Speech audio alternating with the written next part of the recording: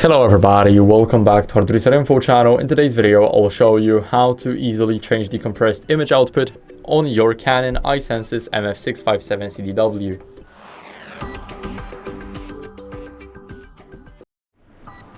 So first we're gonna start off by going into the menu. Now we need to head over to the function settings and click on the printer. Here in the printer settings, we will have an option to change the compressed image output, and we can choose between an output and a display error, and this setting is totally up to you guys. You guys need to change those settings and see which one you feel like using the most, and that's basically it. So I hope this video helped you. If it did, then leave a like, subscription and a comment, and I'll see you in the next one.